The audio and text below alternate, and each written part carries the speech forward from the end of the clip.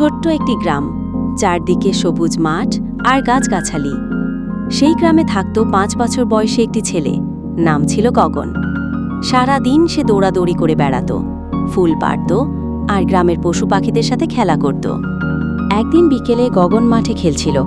হঠাৎ সে দেখে দূর থেকে একটি বড় শিয়াল আসছে। সাধারণত শিয়ালরা ছোট হয়, কিন্তু এই শিয়ালটা ছিল অস্বাভাবিক বড়, প্রায় গরুর মতো আকার।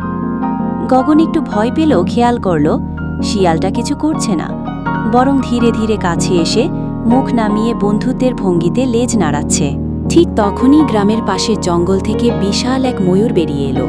তার পাখা ছড়ানো, রং যেন রংধনু।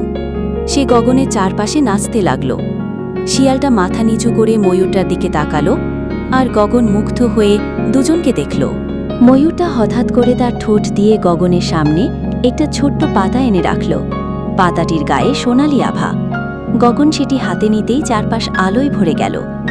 শিয়াল ও ময়ূর একসাথে ডেকে উঠল, তুমি আমাদের বন্ধু, প্রকৃতির বন্ধু। সেই দিন থেকে গগনের নতুন কাজ শুরু হলো। প্রতিদিন শিয়াল ও ময়ূরের সঙ্গে গ্রাম পাহারা দেওয়া, গাছ লাগানো আর ছোট পশুদের সাহায্য করা। গ্রামের মানুষও বুঝতে পারল প্রকৃতির প্রাণীরাও ভালোবাসা বোঝে, আর গগন হয়ে উঠল গ্রামের ছোট্ট কিন্তু সাহসী প্রকৃতি বন্ধু।